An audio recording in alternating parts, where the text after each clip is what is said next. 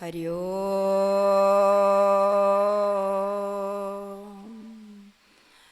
പരബ്രഹ്മമേ നമഃ. സദ്ഗുരുവേ നമഃ. ഓം ശ്രീ മഹാഗണപതേ പ്രസീദ. മഹാസരസ്വത്യേ നമഃ. ഓം ജടാധരജടാസമം ചിഗുരഭാരബന്ധിതം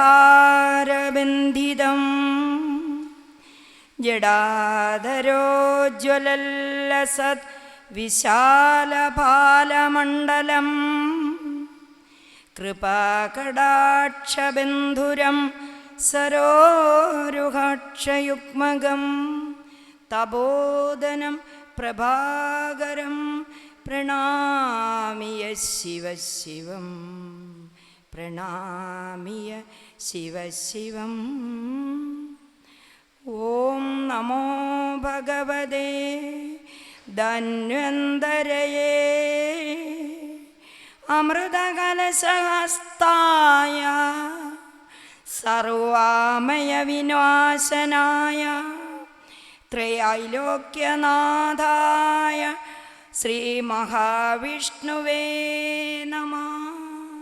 ശ്രീ പരമഹംസ ബ്രഹ്മാനന്ദ ശിവപ്രഭാകര സിദ്ധയോഗീശ്വരൻ്റെ 755 ജയന്തി ആഘോഷ പരിപാടികളാണ് ഈ ആയുർവേദ സമ്മേളനത്തോടുകൂടി ഇന്ന് ഇവിടെ ആരംഭിക്കുന്നത്. ദീപ പ്രോജ്വലനത്തിനായി ശബരിമല തന്ത്രി ബഹുമാന്യയായ കണ്ഠര് മഹേഷ് താഴമൺ മഠം അവർകളെ സാദരം ക്ഷണിക്കുന്നു.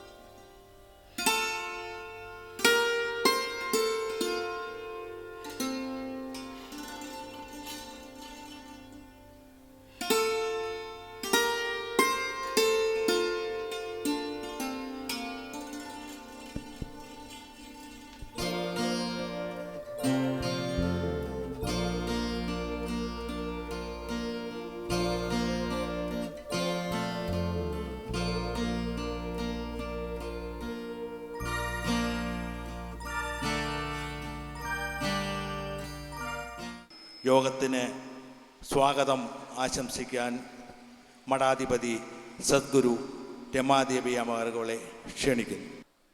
ഓം നമോ ഭഗവതേ വാസുദേവായ. ഓച്ചറ പരബ്രഹ്മത്തിൻ്റെ സന്നിധിയിൽ 2018 വിഷു പുലരി അടുക്കുമ്പോൾ ഇങ്ങനെ ഒരു ദൈവാധീനമുള്ള സംഭവം നടത്താൻ നമുക്ക് നിയോഗം കിട്ടിയിരിക്കുകയാണ്. മാൻ ഡിസൈഡ്സ് ഗോഡ് ഡിസൈഡ്സ് എന്നാണ്. മനുഷ്യൻ ആഗ്രഹിക്കുന്നു, ദൈവം നിശ്ചയിക്കുന്നു എന്നാണ്. ഒട്ടനവധി സമ്മേളനങ്ങൾക്ക് സാക്ഷ്യം വഹിച്ചുകൊണ്ട് ഈ ഓച്ചിറയുടെ ഭാരവാഹിത്വം വഹിക്കുന്ന ബഹുമാനപ്പെട്ട സെക്രട്ടറി അഡ്വക്കേറ്റ് ഗോപി സാർ ഇവിടെ സാക്ഷിഭൂതനായിരിക്കുകയാണ്. ഇപ്പോൾ ആ കൂട്ടത്തിൽ ഇങ്ങനെ അത്യപൂർവമായിട്ടുള്ളൊരു സമ്മേളനം ഇവിടെ നടന്നിട്ടുള്ളതെന്നുള്ളത് അദ്ദേഹം തന്നെ പറഞ്ഞിട്ടുണ്ട്. അപ്പോൾ അതിന് ഈ മണ്ണിലേക്ക് എത്തിച്ചേർന്നിരിക്കുന്നതൊക്കെ മഹത്തായിരിക്കുന്ന ധന്വന്തരമൂർത്തിയുടെ പ്രതിനിധികളും ഈശ്വരാത്മാക്കളുമാണ്. അവരെ ആശ്രമത്തിൻ്റെ പേരിൽ സ്വാഗതം പറയേണ്ടത് എൻ്റെ ധർമ്മമാണെന്ന് കരുതിയിട്ടാണ് ഞാൻ ഈ ചുമതലയേറ്റത്. ആദ്യമായി ഈ സദസ്സിലേക്ക് ഇനിയും എത്തിച്ചേരേണ്ട ആളുകളുണ്ട്. അപ്പം നാം ഇത് ആർക്ക് വേണ്ടിയിട്ടാണോ ഇവിടെ സംഘടിപ്പിച്ചിരിക്കുന്നത്, അത് ബഹുജനങ്ങൾ എല്ലാവരുടെയും ഇവിടേക്ക് എത്തിച്ചേരണം. അത്യപൂർവമായിട്ട് വളരെ വിശിഷ്ടമായ ചില കാര്യങ്ങൾ മാത്രമേ നിങ്ങൾക്ക് ഇവിടുന്ന് കിട്ടുകയുള്ളൂ. ധാരാളം കാര്യങ്ങൾ കേട്ട് ചെവി നിറഞ്ഞിരിക്കുമ്പോൾ അവരവർക്ക് വേണ്ട കുറച്ച് കാര്യങ്ങൾ പറയുവാനായിട്ട് മഹത്തരമായിരിക്കുന്ന ആത്മാക്കളാണ്, മഹത്തരമായിരിക്കുന്ന അവസ്ഥയിലിരിക്കുന്ന അധ്യാപക ഡോക്ടർമാരുമാണ് എത്തിച്ചേർക്കുന്നത്. അതുകൊണ്ട് എല്ലാവരും വേദിയിലേക്ക് വന്നിരിക്കണമെന്ന് ഒരിക്കൽ കൂടി അപേക്ഷിക്കുകയാണ്. ഭഗവാനും എന്നെ ശ്രവിക്കുന്നവർക്കും മൊത്തമായി പ്രണാമം അർപ്പിച്ചുകൊണ്ട് ഞാൻ എൻ്റെ കർത്തവ്യത്തിലേക്ക് കടക്കുകയാണ്. 2018 ഏപ്രിൽ 7-8 തീയതികളിൽ ഇവിടെ വെച്ച് ഇങ്ങനെയൊരു സമ്മേളനം നടത്തണമെന്ന ഒരു തീരുമാനത്തിൽ ഞങ്ങൾ ആശ്രമം എത്തിയപ്പോൾ ആദ്യമായിട്ട് നമുക്ക് കിട്ടിയ ഒരു വലിയ പ്രവർത്തകൻ എന്ന് പറയുന്നത് ഹൈക്കോടതി അഡ്വക്കേറ്റ് ശ്രീ ബിജു മാധവാണ്. പിന്നെ നമ്മുടെ ഓച്ചറ സ്വദേശിയായ വത്സല മോഹൻ സാറിൻ്റെ ഭാര്യ. പിന്നെ ഒരാളുണ്ട് മോഹൻ റോയ്, അദ്ദേഹം ഹോസ്പിറ്റലൈസ് ചെയ്തു പോയി. അദ്ദേഹത്തിൻ്റെ അവശതയിൽ പോലും അദ്ദേഹം ഈ കമ്മിറ്റിക്ക് വന്ന് ഒരുപാട് സഹായിച്ചതാണ്. അങ്ങനെ നമ്മൾ ദേവസ്വത്തെ ഓച്ചറ പരബ്രഹ്മ ട്രസ്റ്റിനെ സമീപിച്ചപ്പോൾ 2 കൈയും നീട്ടിയിട്ടാണ് ഗോപി സാറാണെങ്കിലും ബഹുമാനപ്പെട്ട പ്രസിഡൻറ്റ് ശ്രീധരൻപിള്ള സാറാണെങ്കിലും പറഞ്ഞത്, ഏറ്റവും നല്ല കാര്യം ബുക്ക് ചെയ്താട്ടെ, വേണ്ട കാര്യങ്ങൾ ചെയ്യാമെന്ന്. അങ്ങനെ ഞങ്ങൾ ഫെബ്രുവരിയിൽ തന്നെ 7-8 തീയതികൾ ഈ ഓഡിറ്റോറിയം ബുക്ക് ചെയ്തു. തുടർന്നുള്ള പ്രവർത്തനത്തിന് എല്ലാവിധമായ സഹകരണങ്ങളും ഞങ്ങൾക്ക് നൽകിക്കൊണ്ടാണ് ഓച്ചറ ദേവസ്വം നിൽക്കുന്നത്. അതിന് കാരണമുണ്ട്. വൈദ്യനാഥൻ എന്ന് പറയുന്നത് പരബ്രഹ്മമൂർത്തിയാണ്. എത്രയോ ഗവൺമെൻറ് ആശുപത്രികളിൽ നിന്നും സൂപ്പർ സ്പെഷ്യാലിറ്റി ഹോസ്പിറ്റലുകളിൽ നിന്നും തള്ളപ്പെട്ട ആളുകൾ എന്ന് വേണം എനിക്ക് പറയുവാൻ, ഇവിടെ വന്ന് ഇവിടെ ഭജനം ഇരുന്ന് രോഗം ഭേദമായി പോയ ചരിത്രമാണ് ഈ മണ്ണിനുള്ളത്. അപ്പോൾ നമ്മുടെ മനുഷ്യബുദ്ധിയുടെ ശാസ്ത്രജ്ഞാനവും ഒന്നും ഈശ്വരൻ്റെ ആ ഒരു അനുഗ്രഹത്തിൽ ഒന്നുമല്ല എന്ന് തെളിയിച്ച സ്ഥലമാണിവിടെ. ഇതുപോലൊരു സ്ഥലം നമുക്ക് ഈ ഭാരതത്തിൽ വേറെ പറയുവാൻ ഹിമാലയം പോലും ഇല്ല. കാരണം അത്രയ്ക്ക് പ്രത്യക്ഷത്തിൽ അനുഭവം കിട്ടിക്കൊണ്ടാണ് രോഗം പ്രതിരോധവും രോഗനിവാരണവും നടക്കുന്ന ഈ മണ്ണിൽ തന്നെ വേണം ഈ ഒരു ആയുർവേദ സമ്മേളനം ഇത്തവണ സംഘടിപ്പിക്കേണ്ടതെന്ന് ആശ്രമ കമ്മിറ്റി തീരുമാനിച്ചു.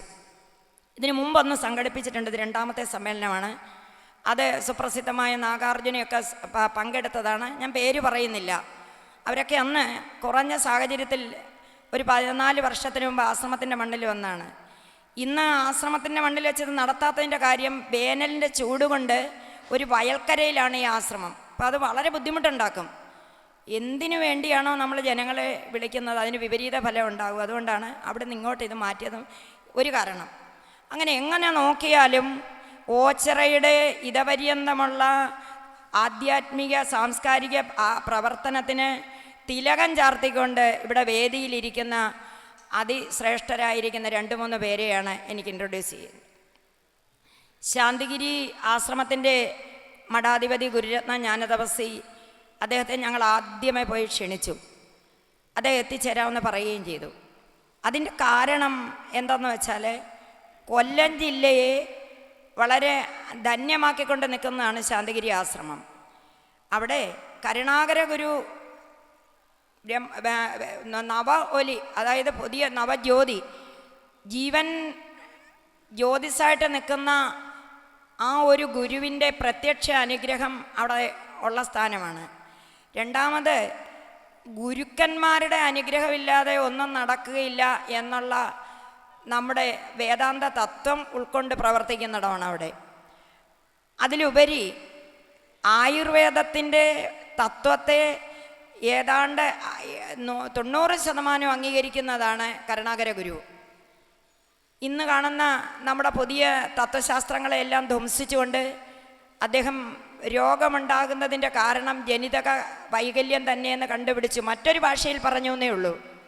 അതായത് പിതൃക്കളുടെ ദോഷം കൊണ്ടും തലമുറകൾ ചെയ്തു വെച്ച കർമ്മ വിഭാഗത്തിൻ്റെ അപാകത കൊണ്ടും ഇന്ന് കാണുന്ന നമ്മളും ഇനി കാണാൻ പോകുന്ന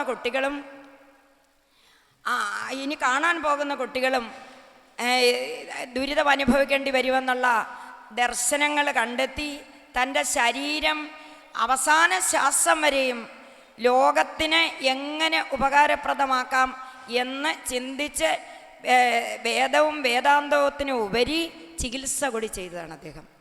അപ്പം അദ്ദേഹത്തിൻ്റെ പരമ്പരയിൽ നിന്ന് കൊല്ലം ജില്ലയിൽ നിന്ന് ഒരാളിരിക്കട്ടെ. ഇന്ന് നമ്മൾക്ക് അവിടെ ഒരു സന്യാസി എന്നുള്ള നിലയ്ക്ക് ഗുരുരത്ന ജ്ഞാനതപസ്യ, അദ്ദേഹത്തോട് നമ്മൾ സംസാരിച്ചു. അദ്ദേഹത്തോട് നമ്മൾ ആവശ്യപ്പെട്ടത് ആയുർവേദത്തെക്കുറിച്ച് ആധികാരികമായി പറയാനുള്ള ഒരാളിനെ കൂടി തരണമെന്നാണ്. അപ്പോൾ കൂടി എന്നുള്ളത് അന്വർത്ഥമാക്കി ഡോക്ടർ രാജകുമാർ ശാന്തിഗിരി മെഡിക്കൽ കോളേജിലെ ചീഫ് മെഡിക്കൽ ഓഫീസറെയാണ് ഇവിടേക്ക് എത്തിച്ചേർന്നിരിക്കുന്നത്, ആധികാരികമായി നമ്മോട് ആയുർവേദത്തെക്കുറിച്ച് പറയാൻ. രണ്ടാമത് ശ്രീനാരായണ ഗുരുവിൻ്റെ ശിഷ്യനായിരുന്നു കരുണാകര ഗുരുവ്. അതൊക്കെ അദ്ദേഹത്തിൻ്റെ ചരിത്രങ്ങളാണ്. ഇപ്പോൾ കൊല്ലം ജില്ലയിലെ ഓച്ചിറ നടക്കുന്ന ഈ മഹാസമ്മേളനത്തിൽ ഗുരു പരമ്പരയിൽപ്പെട്ട ഒരാൾ. രണ്ടാമത് ഒട്ടും അപ്രധാനമല്ലാതെ ആ ഗുരുവിൻ്റെ നാമധേയത്തിൽ ഇന്ന് കേരളത്തെ അഭിമാനപൂർവ്വം എടുത്തു പറയത്തക്ക വിധത്തിൽ പ്രവർത്തിച്ചു കൊണ്ടിരിക്കുന്നതാണ് പുത്തൂർ ആയുർവേദ മെഡിക്കൽ കോളേജ്. അതിൻ്റെ ചീഫ് എന്ന് തന്നെ പറയാം, പ്രിൻസിപ്പൽ ഡോക്ടർ അജയ് ഘോഷ് നമ്മോട് ഒപ്പം വന്നിരിക്കുകയാണ്. ഇങ്ങനെ ഒരു സമ്മേളനത്തെക്കുറിച്ച് ചെന്ന് ആവശ്യപ്പെട്ടപ്പോൾ തന്നെ ഡോക്ടർ അജയ് ഘോഷ് പുഞ്ചിരി തൂക്കിക്കൊണ്ടാണ് നമ്മളോട് പറഞ്ഞ് വരാമ്മ എന്നാണ്. അപ്പം നമുക്ക് കിട്ടിയിരിക്കുന്നത് ഗുരു പരമ്പരയെ തന്നെയാണ്, സംശയമില്ല കാര്യത്തിൽ. ഗുരുക്കന്മാർ എന്ന് പറയുമ്പോൾ പ്രാചീന ഭാരതത്തിലെ ഋഷീശ്വരന്മാരാണ്. അവർക്ക് ശരീരശാസ്ത്രത്തെക്കുറിച്ച് വ്യക്തമായി അറിയാം. അവരുടെ പരമ്പരയിൽ അവരുടെ ഇച്ഛ അനുസരിച്ച് പ്രവർത്തിക്കുന്ന ഏറ്റവും മാതൃകാ സ്ഥാപനമാണ്. ധാരാളം ആയുർവേദ മെഡിക്കൽ കോളേജുകൾ ഇപ്പോഴുണ്ട്. പക്ഷേ ഇത്ര പ്രശാന്തമായ രീതിയിൽ വിദ്യാർത്ഥി മിത്രം എന്ന് പറയത്തക്ക വിധത്തിലൊരു പ്രിൻസിപ്പൽ അദ്ദേഹത്തെ ഇരുത്തിക്കൊണ്ട് സുഖിപ്പിക്കൽ, എനിക്ക് അങ്ങനെ ഒരു പതിവില്ല. ഇവിടെ അറിയാം, ഗോപി സാറിനൊക്കെ അറിയാം, പ്രസംഗിക്കുമ്പോൾ ഞാൻ വ്യക്തമായിട്ട് ചില കാര്യങ്ങൾ എടുത്ത് ഇഷ്ടമുണ്ടെങ്കിലും ഇഷ്ടമില്ലെങ്കിലും പറയുന്നതാണ്. ഒരു നിരീക്ഷണം നടത്തി ആ നിരീക്ഷണത്തിൽ നമ്മൾ കണ്ടെത്തിയ സത്യമാണ്. അടുത്ത കാലത്ത് അദ്ദേഹത്തെക്കുറിച്ച് ഞാൻ കേട്ടിട്ടുണ്ടെങ്കിലും ആ സ്ഥാപനമായിട്ട് ബന്ധപ്പെടാൻ എനിക്ക് അടുത്ത കാലത്ത് ഇടവന്ന് ഒരു തപോവനം പോലെ ഇനിയും വികസിക്കേണ്ട ഒരു സ്ഥാനമാണത്. ഇനിയും ഗവൺമെൻറ്റിൻ്റെയും ജനങ്ങളുടെയും ശ്രദ്ധ കൊടുത്ത് വികസിക്കേണ്ട ഒരു മാതൃകാ സ്ഥാപനമാണ് പുത്തൂർ ശ്രീനാരായണ മെഡിക്കൽ കോളേജ്. ഗുരുദേവൻ്റെ പേര് തന്നെ പറയപ്പെടുമ്പോൾ തന്നെ അവിടേക്ക് കടക്കുമ്പോൾ കിട്ടുന്ന ഒരു ശാന്തത, ഒരു ആശ്രമത്തിൻ്റെ ശാന്തതയാണ്. അദ്ദേഹം നമ്മളോടൊപ്പം എത്തിച്ചേർന്ന് ഈ സെമിനാർ ഉദ്ഘാടനം ചെയ്യും. അദ്ദേഹം വേദിയിലിരിപ്പുണ്ട്. ഈ രണ്ട് ഇരട്ടകളെയും, ഡോക്ടർ രാജകുമാറിനെയും ഡോക്ടർ അജയ് ഘോഷിനെയും ശ്രീനാരായണ ഗുരുവിൻ്റെ പരമ്പരയിൽപ്പെട്ടവരാണ് ശിഷ്യ. രണ്ടു പേർക്കും ഞാൻ ഒരുപോലെ സ്വാഗതം, ഇരട്ടകളെ പോലെ ഞാൻ സ്വാഗതം അർപ്പിക്കുകയാണ്. അവരെ വേദിയിലേക്ക് ഈ സഹർഷം സ്വാഗതം ചെയ്യാനായിട്ട് ഞാൻ ദേവികെ, ആശ്രമത്തിൻ്റെ ഏറ്റവും ജൂനിയറായ ദേവികെ, രണ്ടുപേർക്കും കൊടുക്കണം.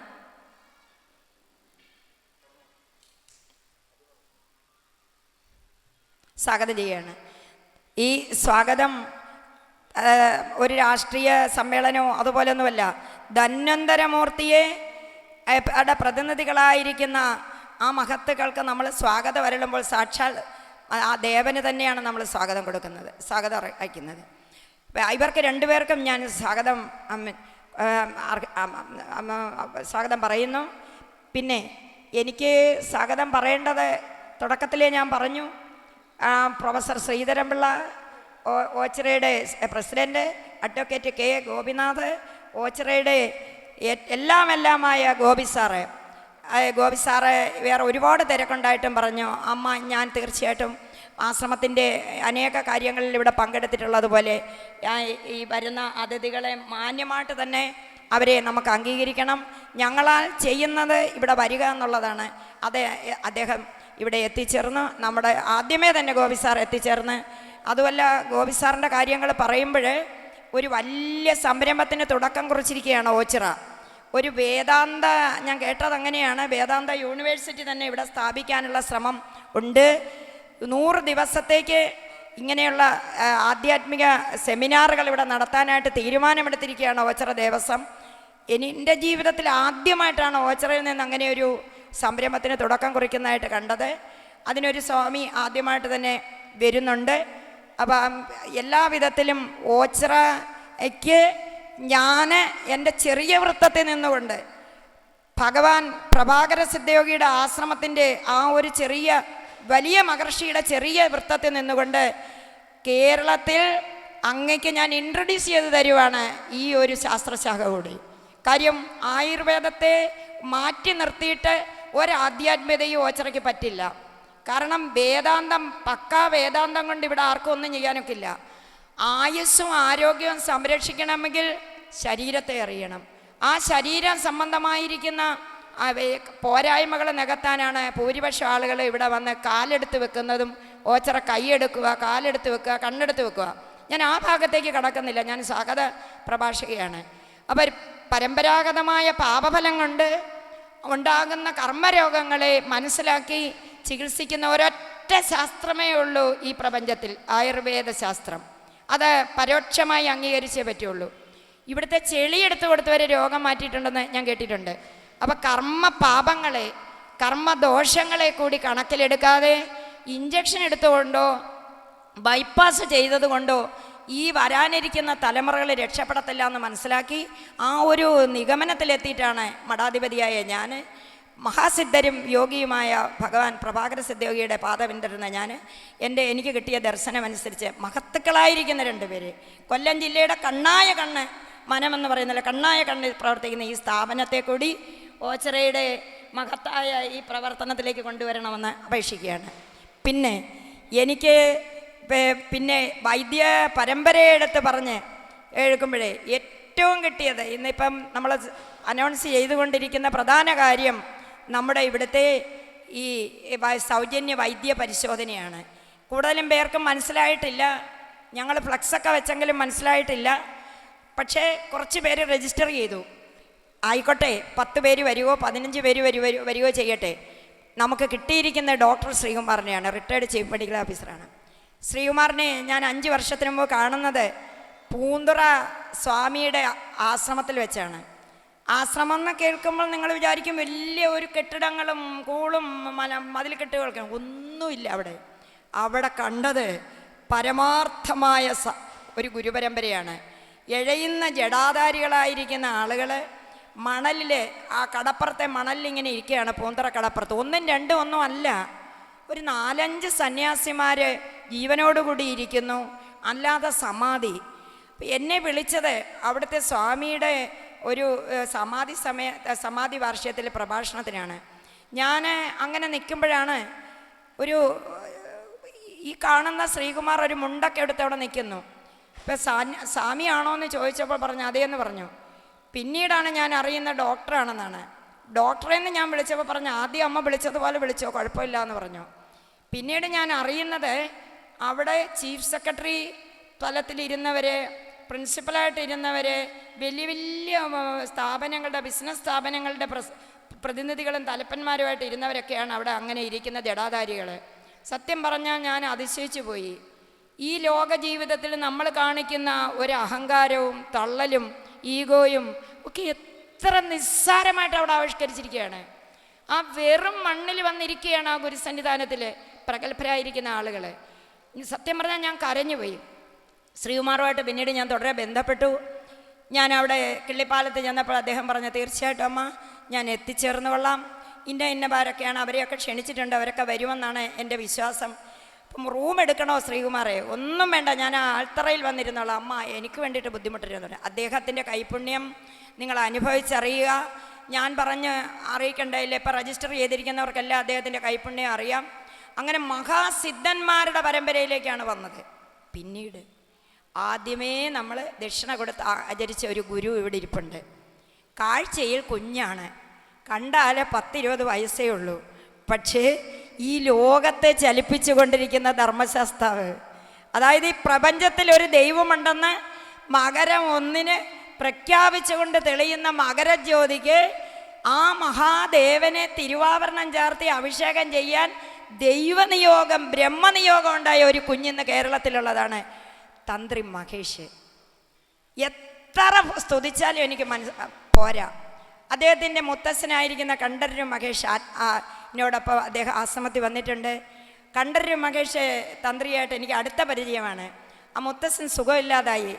അദ്ദേഹത്തിൻ്റെ മകൻ്റെ മകൻ ഈ ആധുനിക യുഗത്തിൽ ഇത്ര ക്ലേശകരമായ തന്ത്രം പഠിച്ചിട്ട് സ്വന്തം ജീവിതം ജനങ്ങൾക്ക് വേണ്ടിയിട്ട് സമർപ്പിക്കാമെന്ന് വച്ച് വിദ്യാഭ്യാസം ധാരാളമുണ്ട്, ചൈനയെ പഠിക്കുകയാണ്. അതൊക്കെ മാറ്റി നിർത്തിയിട്ട് ഇപ്പോഴും കൊടിയേറ്റ് ഉത്സവം കഴിഞ്ഞിട്ട് വന്നിരിക്കുകയാണ്. ഈ കുഞ്ഞു വാവ, എൻ്റെ മനസ്സിൽ അതൊരു കുഞ്ഞു വാവയാണ്. നമുക്ക് ഈശ്വരൻ തന്ന ഈശ്വരൻ്റെ വരദാനമാണ്. ആശയും മോഹനുമാണ് അച്ഛനും അമ്മയും. ചെന്ന് വിളിച്ചപ്പോൾ തന്നെ ഞാൻ വരാം അമ്മ എന്ന് പറഞ്ഞു. അദ്ദേഹം ഈ വിളക്ക് കൊളുത്തി തന്നത് ഈ ശാസ്ത്രത്തിനും ഈ ആയുർവേദ പ്രസ്ഥാനത്തിനും ഇനി തുടർന്ന് വരുന്ന ഞങ്ങളുടെ പ്രവർത്തനത്തിനും കരുത്ത് നൽകാൻ വേണ്ടി തീർച്ചയായിട്ടും ഉതകുമെന്ന് എനിക്ക് സത്യസന്ധമായിട്ട് പറയാൻ കഴിയും.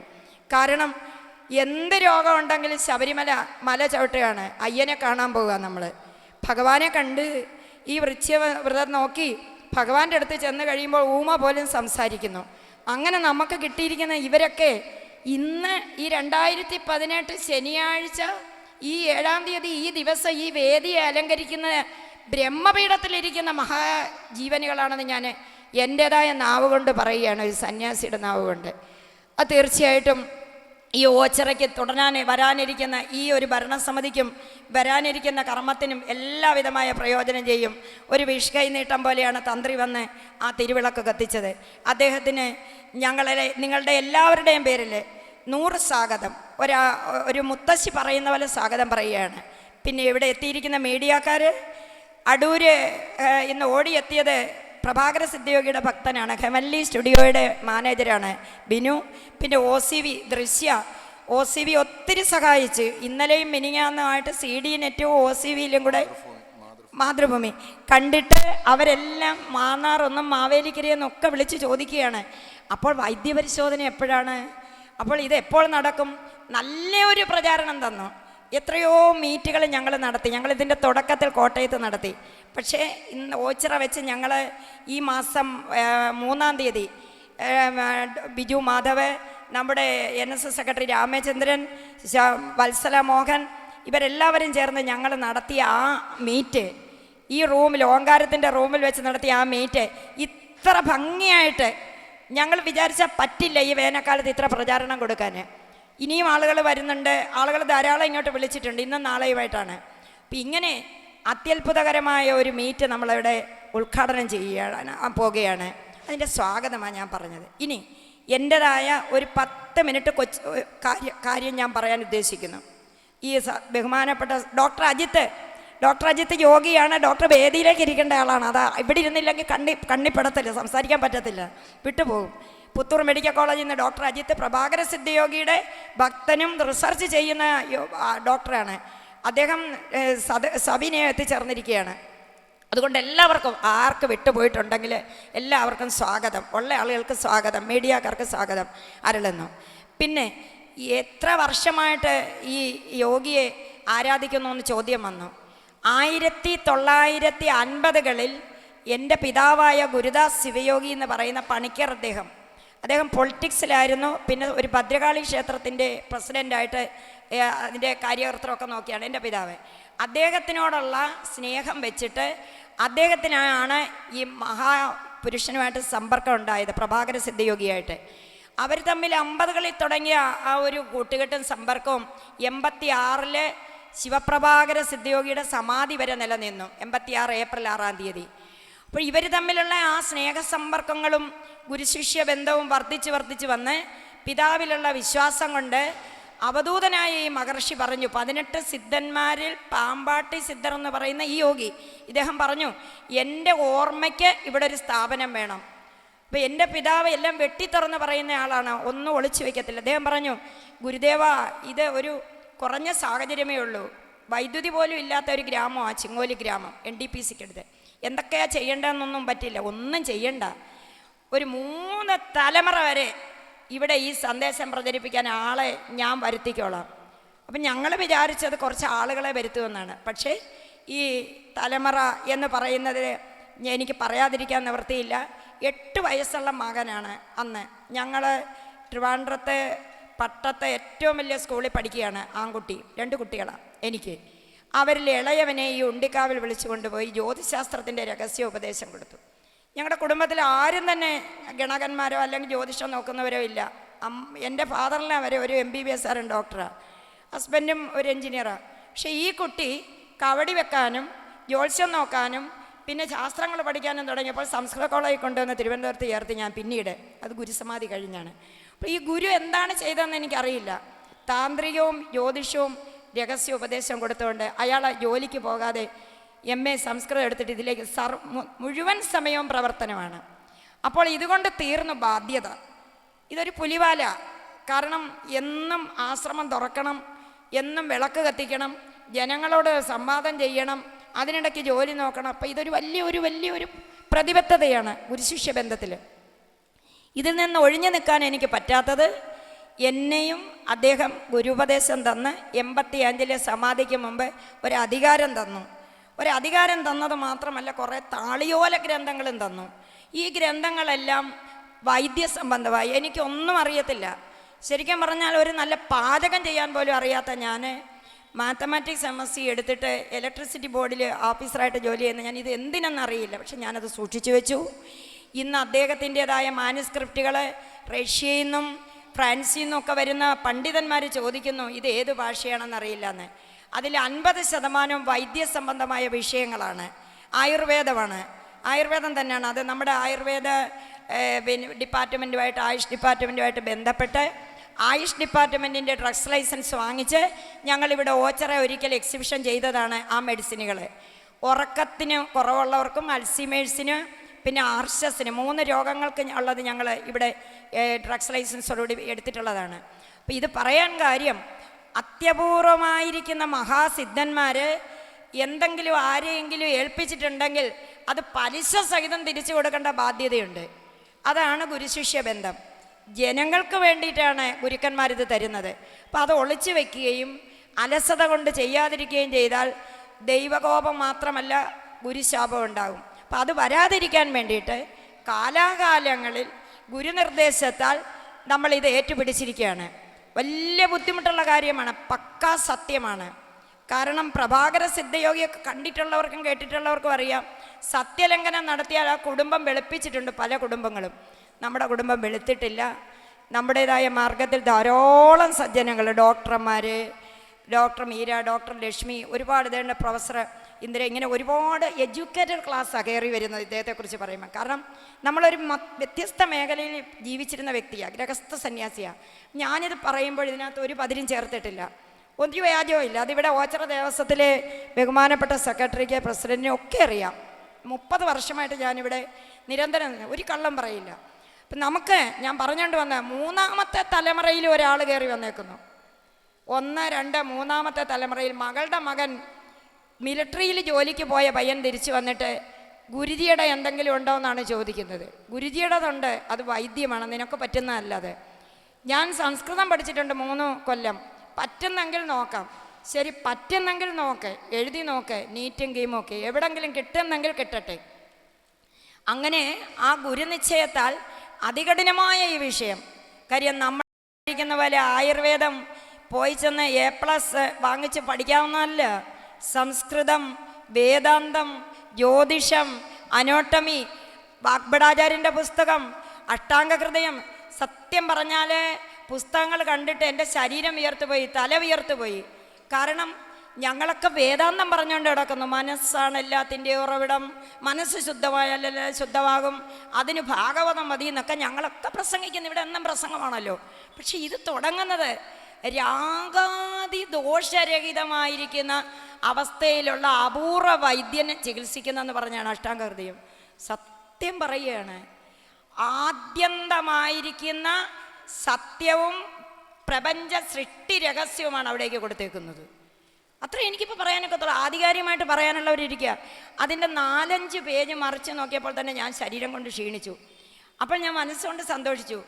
ഇത് പഠിച്ചെടുത്താലും ഡിഗ്രി എടുത്തോ എടുക്കാതിരിക്കട്ടോ, ഈ പയ്യന് ഇതൊന്ന് പഠിച്ചെടുത്തു കഴിഞ്ഞാൽ ഒരു പക്ഷേ പകുതിയെങ്കിലും ഇത് നന്നായി വരും, അത്രയ്ക്കെങ്കിലും കിട്ടുമല്ലോ. അങ്ങനെ ഭഗവാൻ ശ്രീനാരായണ ഗുരുവിൻ്റെ, അദ്ദേഹത്തിൻ്റെ തന്നെ അനുഗ്രഹത്താലാണ്, അദ്ദേഹത്തിൻ്റെ ഉത്തമ ഭക്തനും കാര്യദർശിയുമായിരിക്കുന്ന നടേശൻ അവർകൾ, നമ്മുടെ യോഗം സെക്രട്ടറി, എന്നോട് പറഞ്ഞു പുത്തൂർ മെഡിക്കൽ കോളേജിൽ കൊണ്ടുവന്ന് ചേർക്കമ്മ, ചെറുക്കൻ രക്ഷപ്പെടും എന്ന് പറഞ്ഞു. അങ്ങനെ അവിടെ പഠിക്കുകയാണ്. അങ്ങനെയാണ് എനിക്ക് അജയ് ഘോഷുമായിട്ട് ഇതെല്ലാം കണക്ഷൻ ഗുരുക്കന്മാരാണ്. അപ്പോൾ നമ്മൾ മനസ്സിലാക്കേണ്ടത്, നമ്മൾ മനസ്സിലാക്കിയതൊന്നുമല്ല കാര്യങ്ങൾ.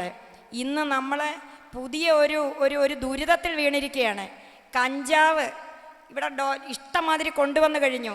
3-4 സ്കൂളുകളിൽ ഞാനും പോയി കൗൺസിലിങ്ങിന്.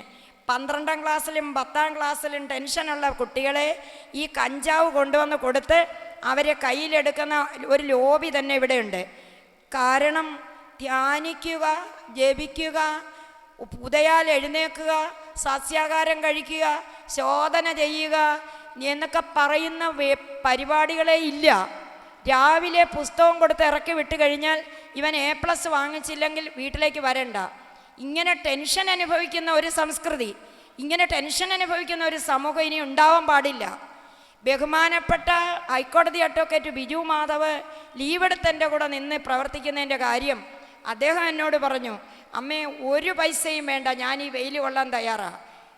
35% മരുന്ന് അടുത്ത ഈ യുവതലമുറ ഭാരതത്തിൻ്റെ, അത് മദ്യത്തിനും മയക്കുമരുന്നിനും അടിമയായി പോകാതിരിക്കണമെങ്കിൽ നമുക്ക് പൊക്കിക്കൊണ്ട് വരേണ്ടത് ഈ ആയുർവേദ ശാസ്ത്രമാണ്.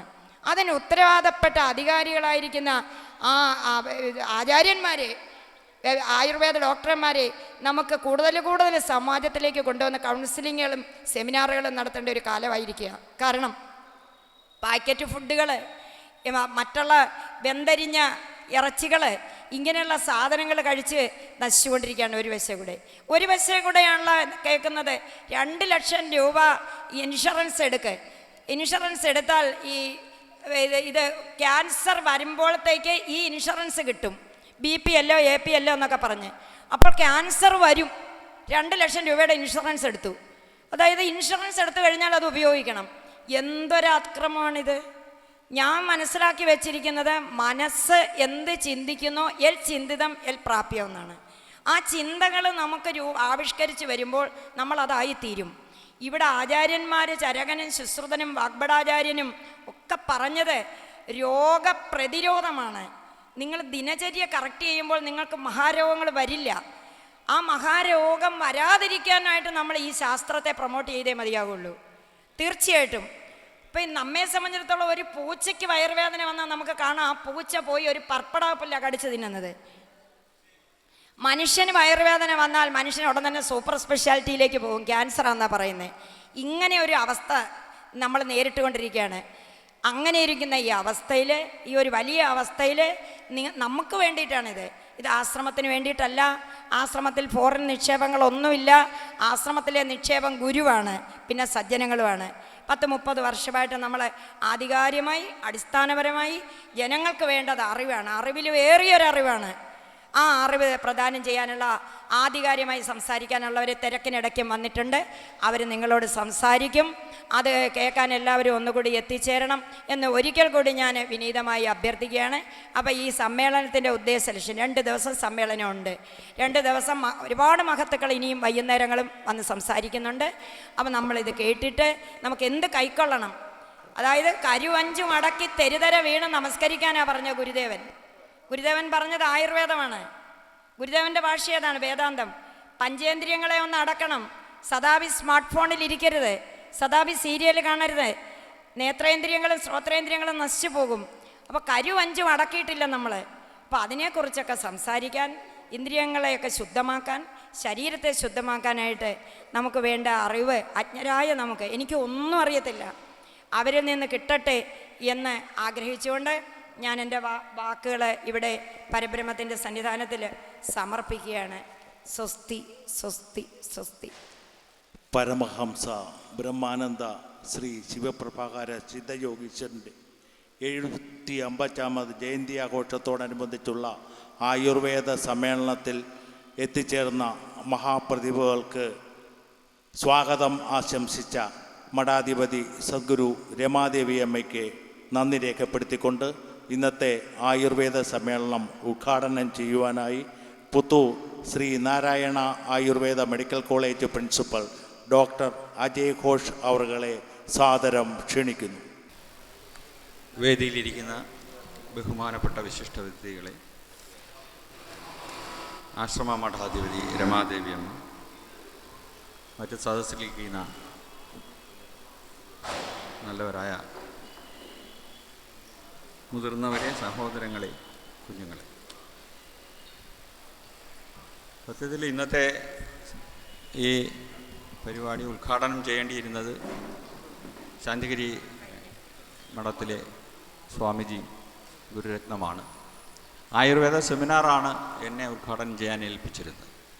ഇവിടെ വന്നപ്പോൾ സ്വാമിജി വളരെ തിരക്കുള്ള മനുഷ്യനായതുകൊണ്ടാകാം എത്താൻ പറ്റിയിട്ടില്ല. അതുകൊണ്ട് ഈ 2 ചടങ്ങും കൂടെ ഒരുമിച്ച് എന്നെ ഏൽപ്പിക്കുകയാണ് ഉണ്ടായത്. ഞാൻ വളരെ സന്തോഷത്തോടെയാണ് ഇവിടെ നിൽക്കുന്നത്. ഇങ്ങനെ ഒരു ചടങ്ങ് ഉദ്ഘാടനം ചെയ്യാനുള്ള ഒരു അവസരം എനിക്ക് കിട്ടിയത്. ആയുർവേദം ഇന്നത്തെ കാലഘട്ടത്തിൽ എങ്ങനെയാണ് ജനത്തിൻ്റെ ഇടയിൽ പ്രചരണം ലഭിച്ചുകൊണ്ടിരിക്കുന്നതെന്ന് നമുക്കെല്ലാവർക്കും അറിയാവുന്ന കാര്യമാണ്. ആർഷഭാരതത്തിൻ്റെ തനതായ ചികിത്സാ രീതിയായ ആയുർവേദത്തിന് ഇന്ന് പ്രസക്തി വളരെയേറെയാണ്. അപ്പോൾ എന്താണ് ഈ ഗുരുവും ആയുർവേദവും തമ്മിലുള്ള ബന്ധം എന്ന് ഏകദേശം മഠാധിപതി ഇവിടെ പറഞ്ഞു കഴിഞ്ഞു. നമ്മളുടെ ആർഷഭാരതത്തിൻ്റെ ചരിത്രം പരിശോധിക്കുമ്പോൾ നമുക്ക് മനസ്സിലാക്കാൻ കഴിയുന്ന ഒരു കാര്യമുണ്ട്. കാലാകാലങ്ങളിൽ നമ്മുടെ സമൂഹത്തിലുണ്ടായിരുന്ന ഗുരുക്കന്മാരെല്ലാം തന്നെ നല്ല നല്ല ആയുർവേദ ഭിഷഗ്വരന്മാരുമായിരുന്നു. നമുക്കറിയാവുന്ന ശ്രീനാരായണ ഗുരു, ചട്ടമ്പിസ്വാമി, കരുണാകര ഗുരു തുടങ്ങിയ മഹാന്മാരായ ഗുരുക്കന്മാരെല്ലാം തന്നെ ആയുർവേദത്തിൽ പ്രാവീണ്യം നേടിയിരുന്നവരും സമൂഹത്തിലെ വേദനിക്കുന്ന ജനങ്ങളുടെ വേദന മാറ്റാൻ ഔഷധങ്ങൾ നൽകിയിരുന്നവരുമാണ്. അപ്പോൾ നമ്മൾ ശ്രദ്ധിക്കേണ്ട ഒരു കാര്യം ഇതാണ്, ഈ ഗുരുക്കന്മാരെല്ലാം മനസ്സിൻ്റെയും ശരീരത്തിൻ്റെയും വേദന അകറ്റാൻ നമ്മളെ സഹായിച്ചിരുന്നു എന്നുള്ളതാണ്.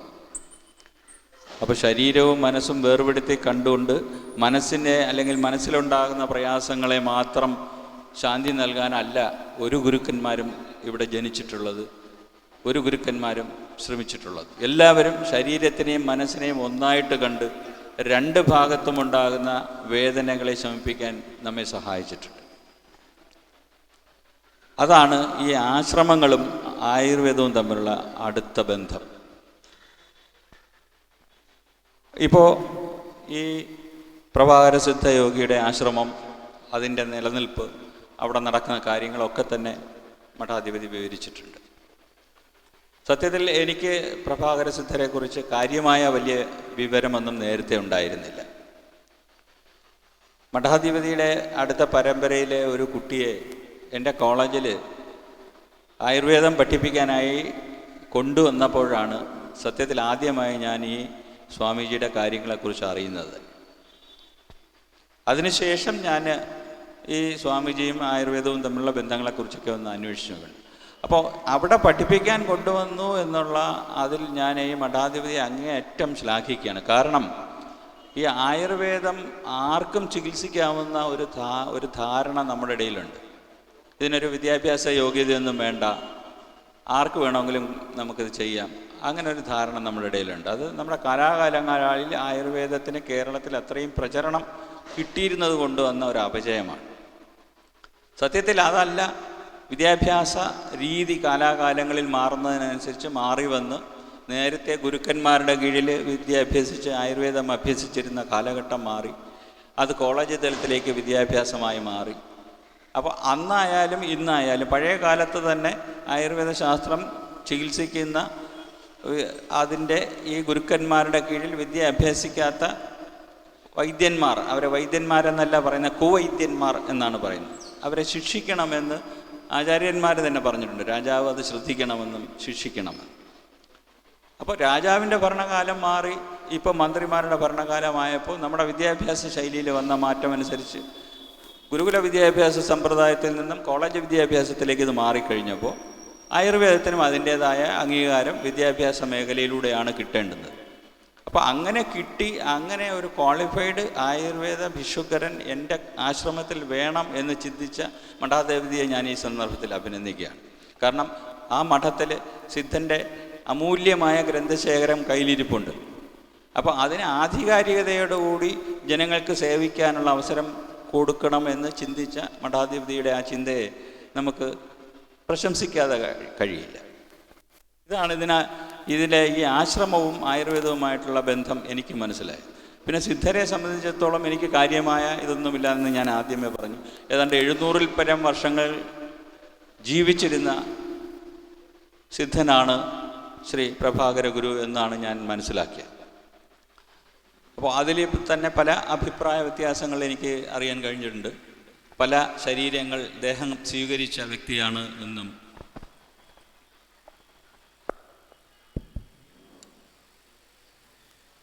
ഏകദേശം 13-14 ദേഹം സ്വീകരിച്ചിട്ടുണ്ടെന്നും ഒരു അഭിപ്രായമുണ്ട്. അതല്ല, ഈ 700 ശിഷ്ടം വർഷവും ഒരേ ശരീരത്തിൽ ജീവിച്ചിരുന്നുവെന്നും ഒക്കെ അഭിപ്രായങ്ങളുണ്ട്.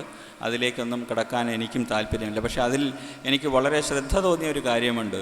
ഈ 13 ശരീരങ്ങൾ സ്വീകരിച്ചതിലെ ആദ്യത്തെ ശരീരത്തിലെ സമാധി ഓച്ചിറയിലെ ആദ്യത്തെ ആൽത്തറയിലാണ് ഒരിടത്ത് ഞാൻ വായിക്കാനിടയായി. ഇതിൽ എത്രമാത്രം സത്യമുണ്ട് എന്ന് എനിക്കറിയില്ല.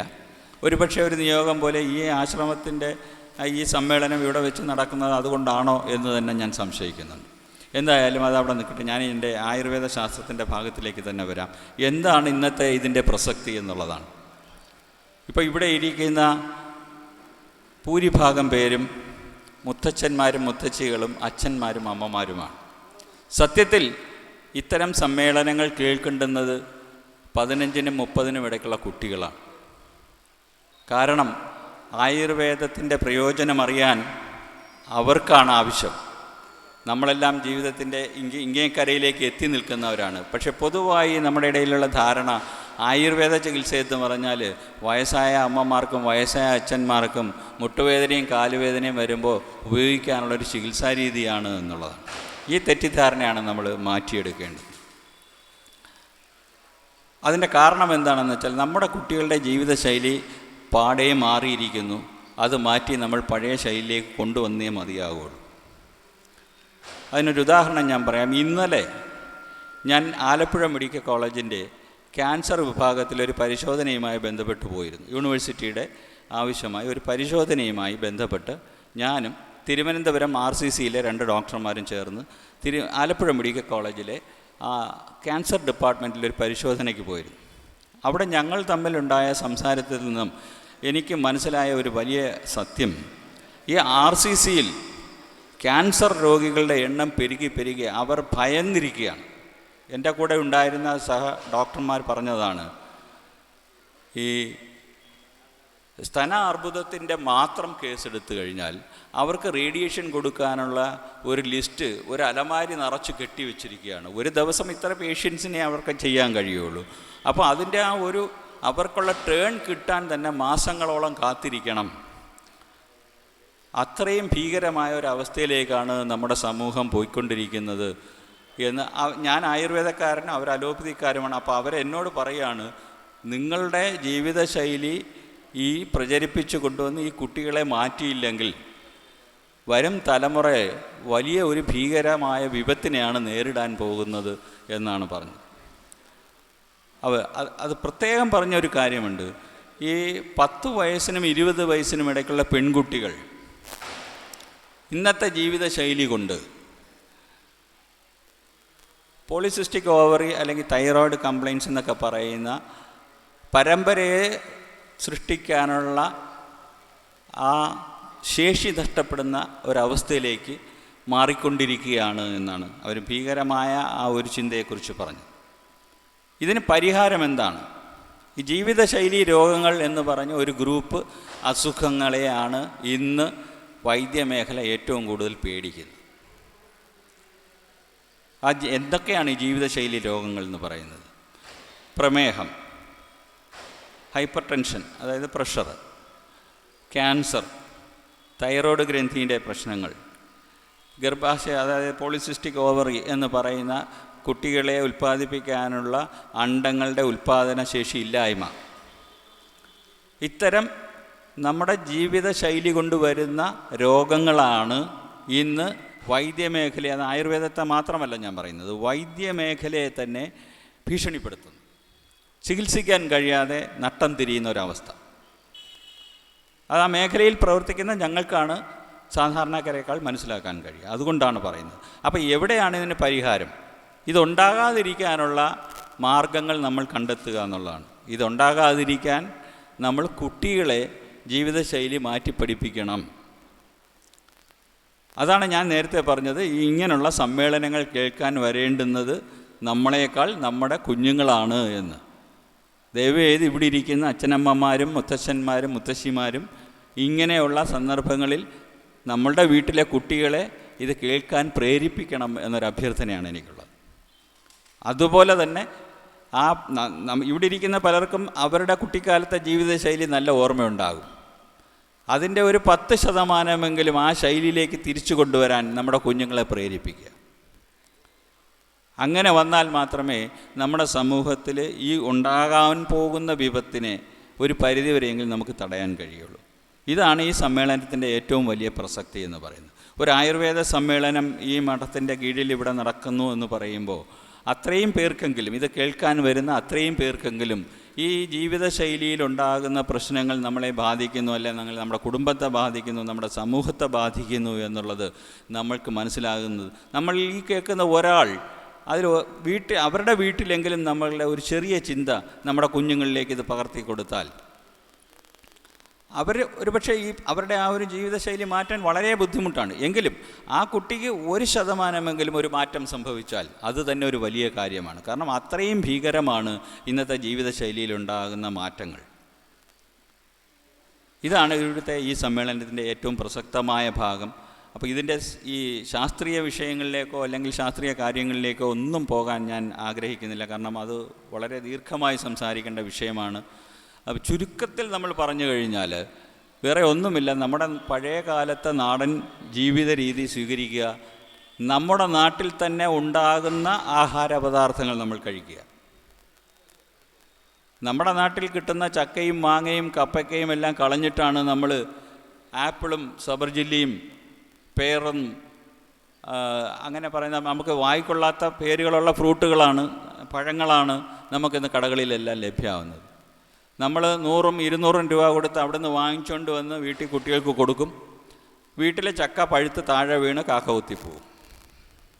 ഇതാണ് അവസ്ഥ. നമ്മൾ മനസ്സിലാക്കേണ്ട ഇതാണ്, നമ്മൾ എന്ന് പറയുന്നത് പ്രകൃതിയുടെ ഒരു അംശമാണ്. ഇവിടെ വളർന്നു നിൽക്കുന്ന ആല് പോലെ, അല്ലെങ്കിൽ നമ്മുടെ വീട്ടിൻ്റെ മുൻപിൽ നിൽക്കുന്ന പ്ലാവ് പോലെ, അല്ലെങ്കിൽ മാവ് പോലെ ഒരു വൃക്ഷമാണ് മനുഷ്യൻ. അപ്പോൾ പ്രകൃതിയിൽ എന്താണോ ഉള്ളത് അതിനനുസൃതമായ ശരീരമാണ് നമ്മളിലുള്ളത്.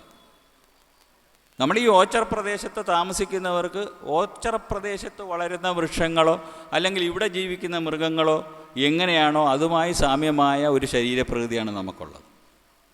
അപ്പോൾ അതിനനുസരിച്ച് നമ്മുടെ മുമ്പിൽ കിട്ടുന്ന ആഹാരങ്ങൾ ഉപയോഗിച്ച് നമ്മൾ ജീവിക്കുക. ഇതാണ് വളരെ സിമ്പിളായ ഒരു ജീവിതശൈലി എന്ന് പറയുന്നത്. നമ്മുടെ കൈമുറ്റത്ത്, നമ്മുടെ വീട്ടുമുറ്റത്ത് നിൽക്കുന്ന കാര്യങ്ങൾ നമുക്ക് ആഹാരമായിട്ട് ഉപയോഗിക്കുക, നമ്മൾ അതനുസരിച്ചുള്ള ജീവിതശൈലി സ്വീകരിക്കുക. ഇതിലെ മറ്റൊരു പ്രധാനപ്പെട്ട ഭാഗം, ജീവിതശൈലി എന്ന് പറയുമ്പോൾ ആഹാരം മാത്രമല്ല, നമ്മുടെ ജീവിത രീതിയെല്ലാം തന്നെ മാറിപ്പോയിരിക്കുന്നു. വീട്ടുമുറ്റത്തുനിന്ന് അപ്പുറത്തെ കടയിലേക്ക് പോകണമെങ്കിൽ നമ്മളൊരു 2 വീലർ ഉപയോഗിച്ചേ പോകുകയുള്ളൂ. കുട്ടികളെ വീട്ടിൽ നിന്ന് എടുത്തു കൊണ്ടുവന്ന് ബസ്സിനകത്തേക്ക് കയറ്റി വയ്ക്കും സ്കൂളിൽ പോകാനായി.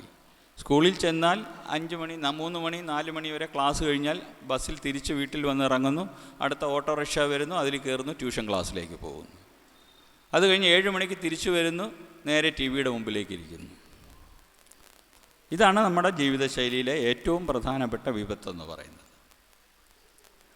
അപ്പോൾ ഇത്തരം ശൈലി നമുക്ക് എങ്ങനെ മാറ്റിയെടുക്കാൻ കഴിയും? കിട്ടുന്ന ഇപ്പം കുട്ടികൾ പഠിക്കാൻ പോകണ്ട എന്ന് പറയാൻ പറ്റുമോ? പറ്റില്ല. ട്യൂഷന് പോകണ്ട എന്ന് പറയാൻ പറ്റുമോ? TV കാണണ്ട എന്ന് പറയാൻ പറ്റുമോ? ഒന്നും പറ്റില്ല. പക്ഷേ ഇതിനിടയിൽ കിട്ടുന്ന മറ്റ് കുറച്ച് സമയങ്ങളെങ്കിലും കുട്ടികളെ പ്രകൃതിയുമായി ഇണങ്ങി ജീവിക്കാൻ അനുവദിക്കുക.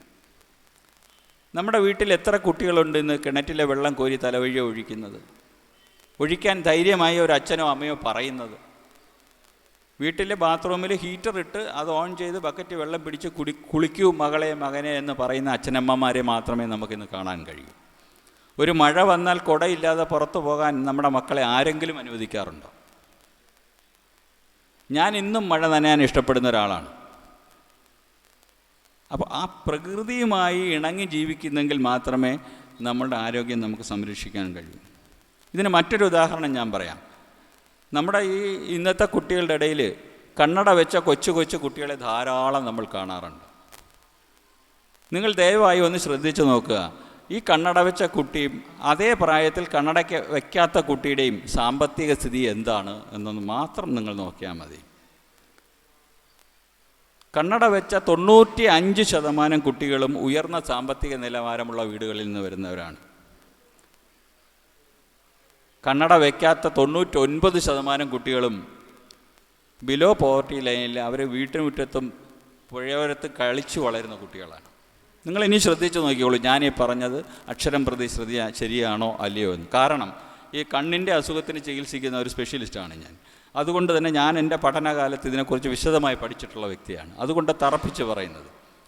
അപ്പോൾ എന്താണത്? നമ്മുടെ ജീവിതശൈലിയാണ് നമ്മുടെ കണ്ണിനെ കുഴപ്പത്തിലാക്കിയിരിക്കുന്നത്. കൊച്ചുകുട്ടിക്ക് തന്നെ ദൂരക്കാഴ്ചയില്ലാതെ പോകുന്നു എന്ന് പറയുന്ന ഒരവസ്ഥ. എന്തുകൊണ്ടാണ് കൊച്ചുകുട്ടിക്ക് ദൂരക്കാഴ്ചയില്ലാതെ പോകുന്നത്?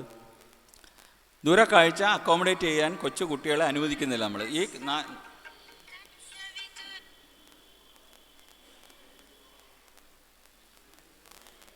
4 മതിലിനകത്താണ് നമ്മൾ കുട്ടികളെ വളർത്തുന്നത്. കുട്ടിക്ക് ഒരു തെങ്ങിൻ്റെ മണ്ടയിലുള്ള തേങ്ങയോ അല്ലെങ്കിൽ ഒരു കരിക്കോ കാണാനുള്ള അവസരം പോലും നമ്മൾ കൊടുക്കാറില്ല. അപ്പോൾ താഴെ നിന്നുകൊണ്ട് തെങ്ങിൻ്റെ മണ്ടയിൽ എത്ര തേങ്ങ ഉണ്ട് എന്ന് എണ്ണി നോക്കുന്ന ഒരു കുട്ടിക്ക് ആ കണ്ണ് അവിടം വരെ എത്തുന്ന ഒരു എക്സസൈസ് ഉണ്ട്. നമ്മുടെയൊക്കെ കുട്ടിക്കാലത്ത് 2 വെള്ളക്ക എടുത്ത് നമ്മളിങ്ങനെ അമ്മാനമാടുമായിരുന്നു. അപ്പോൾ കണ്ണിങ്ങനെ മുകളിലും താഴെയും പോയിക്കൊണ്ടിരിക്കും.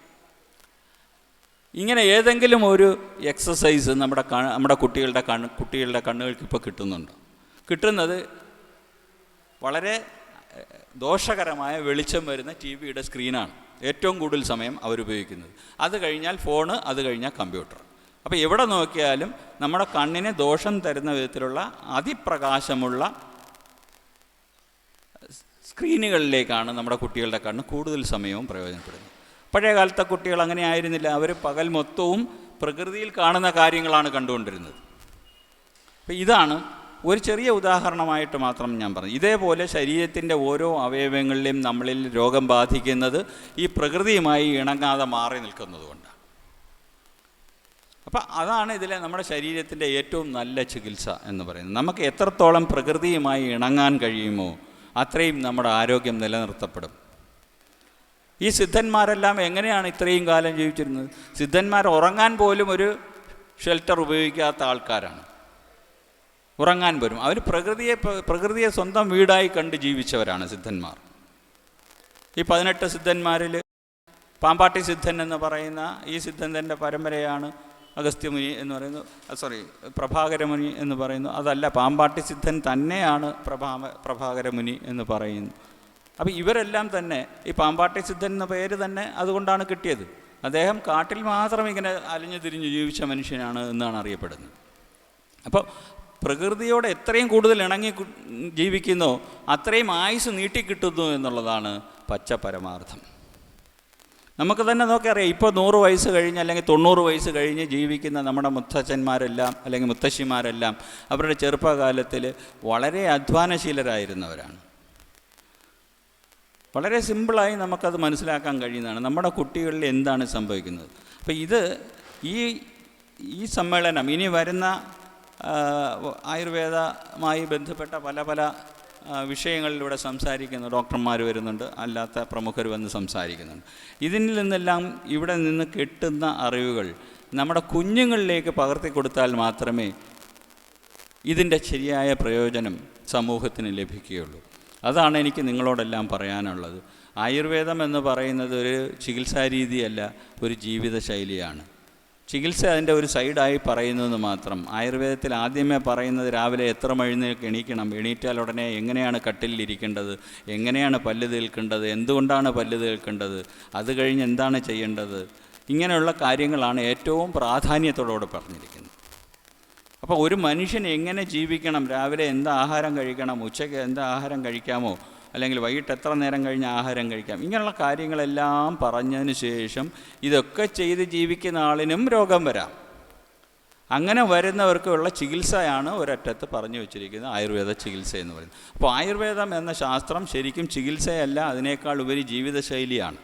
അതാണ് ഈ സിദ്ധന്മാരും ആയുർവേദവും തമ്മിൽ ഇത്ര വലിയ ബന്ധം ഉണ്ടാകാനുണ്ടായ കാരണം അവർ ഈ ആയുർവേദത്തിൽ പറഞ്ഞിരിക്കുന്ന ജീവിതശൈലി അതേപടി അനുകരിച്ച് ജീവിക്കാൻ ശ്രമിച്ചവരും മറ്റുള്ളവരെ അത് പഠിപ്പിക്കാൻ ശ്രമിച്ചവരുമാണ്. അതുകൊണ്ടാണ് സിദ്ധന്മാരെല്ലാം ആയുർവേദം പഠിക്കാനുള്ള ഇടയായത്. അപ്പോൾ ഇതാണ് നമുക്ക് കിട്ടുന്ന, ഇതിൽ നിന്നും കിട്ടുന്ന നമുക്ക് അറിവെന്ന് പറയുന്നതാണ്. നമ്മൾ ഈ പഴയകാല ജീവിതശൈലി കുറച്ചെങ്കിലും നമുക്കും നമ്മുടെ കുടുംബത്തിലും നമ്മുടെ സമൂഹത്തിലും തിരിച്ചു കൊടുക്കാൻ കഴിയുമെങ്കിൽ വരും തലമുറ ഒരു ആരോഗ്യമുള്ള തലമുറയായി നമുക്ക് കിട്ടും. അങ്ങനെ കിട്ടാൻ നിങ്ങളും ഞാനും എല്ലാം ചേർന്ന് പ്രവർത്തിക്കാൻ ഈ അവസരം അതിനുവേണ്ടി ഒരു നിമിത്തമാകട്ടെ എന്ന് ഞാൻ ആശംസിക്കുകയാണ്. ഇങ്ങനെ ഒരു സന്ദർഭം ഇവിടെ ഉണ്ടാക്കിയ ഈ മഠാധിപതി രമാദേവി അമ്മയെ ഞാൻ അനുമോദിക്കുകയാണ്. ഇത്രയും ചെയ്തുകൊണ്ട് ഞാൻ ഇന്നത്തെ ഈ സമ്മേളനവും ആയുർവേദ സെമിനാറും ഉദ്ഘാടനം ചെയ്തതായി പ്രഖ്യാപിച്ചുകൊണ്ട് ഈ അവസരം ഇങ്ങനെ തന്ന ഈ ആശ്രമ അധികാരികളോട് നന്ദി രേഖപ്പെടുത്തിക്കൊണ്ട് ഞാൻ നിർത്തുന്നു. നന്ദി, നമസ്കാരം.